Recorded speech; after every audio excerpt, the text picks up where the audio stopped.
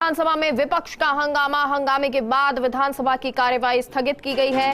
विपक्ष की नारेबाजी के बाद कार्यवाही को स्थगित किया गया है। कल सुबह 11 बजे तक विधानसभा की कार्यवाही स्थगित। विधानसभा में हंगामे के बीच राज्यपाल ने पूरा भाषण किया। एक तरफ सदन में विपक्ष नारेबाजी करता रहा, दूसरी तरफ राज्यपाल ने करीब 50 मिनट का अभिभाषण दिया।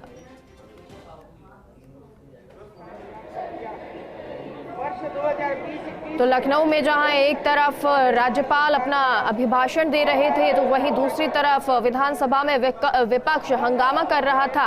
हाथों में तख्तियां लिए हुए विपक्ष की ओर से लगातार हंगामा जारी था और इस नारेबाजी के बीच कार्यवाही को स्थगित कर दिया गया है। कल 11 बजे तक विधानसभा की कार्यवाही स्थगित है, लेकिन क्योंकि आज राज्यपाल का अभिभाषण था तो ऐसे में उन्होंने अपना अभिभाषण पूरा किया, लेकिन दूसरी तरफ जो विपक्ष था उसने शुरुआत में ही नारेबाजी शुरू कर दी, हंगामा शुरू कर दिया। लेकिन इन सब के बीच में भी राज्यपाल अपना अभिभाषण पढ़ते रहे और इसके बाद जब अभिभाषण पूरा हुआ, कार्यवाही को कल सुबह 11 बजे तक के लिए स्थगित कर दिया गया।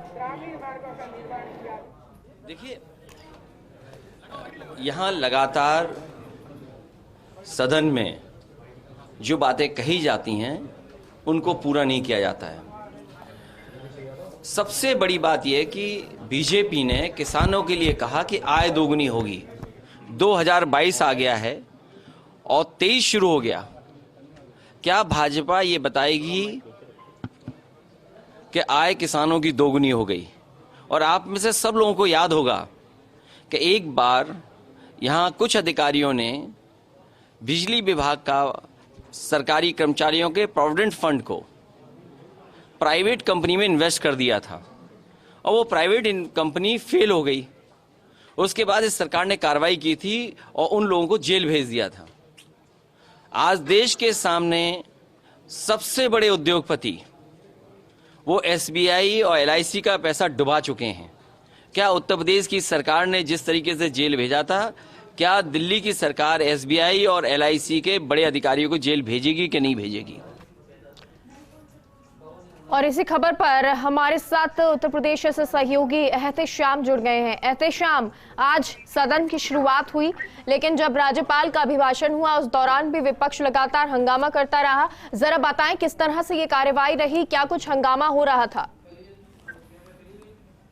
देखिए, उत्तर प्रदेश सरकार का आज से बजट सत्र शुरू हो गया है। हम आपको बता दें, ये तकरीबन होली के बाद तक विधानसभा बजट सत्र चलेगा, लेकिन आज पहला दिन था और ऐसे में सरकार की शुरुआत थी और शुरुआती दौर में देखा गया कि समाजवादी पार्टी के विधायक तकरीबन 9:30 बजे विधानसभा पहुंच गए और बाकायदा विधानसभा के बाहर प्रतिमा के सामने वो धरना प्रदर्शन करने लगे। मार्शलों ने उनको समझाया बुझाया, उसमें कुछ धक्का मुक्की भी हुई, खास तौर से मीडिया से भी कुछ धक्का मुक्की हुई।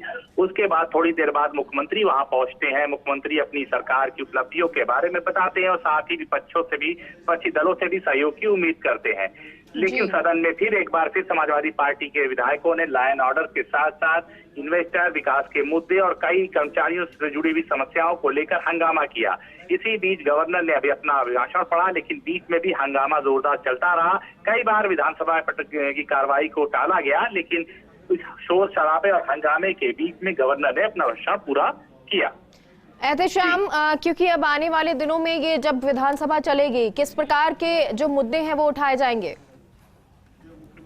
देखिए, उत्तर प्रदेश सरकार चाहे जिसकी भी रही हो, जब भी विधानसभा सत्र रहता है तो हंगामेदार होता है और जो विपक्ष होता है वो लगातार कई मुद्दों पर सरकार को घेरता है। तो यहाँ पे रोज विधानसभा में हंगामा देखने को मिलेगा और समाजवादी पार्टी पूरी तरह से विपक्ष के रूप में है और इस बार उसके पास 100 से अधिक विधायक हैं। ऐसे में उसे प्रदर्शन करने और सरकार को घेरने में भी कुछ कोर कसर वो नहीं छोड़ रही है। और खास तौर से ये बात और देखने को मिल रही है कि समाजवादी पार्टी में के जो मुखिया अखिलेश यादव के साथ जब उनके चाचा शिवपाल यादव आ गए हैं, उसके साथ ये जो मुद्दा है, कई मुद्दों पर घेरने की कोशिश सरकार को की जा रही है और पहले दिन ही ये नजारा नजर आ गया। बहुत बहुत शुक्रिया एहतेशाम पूरी जानकारी के लिए।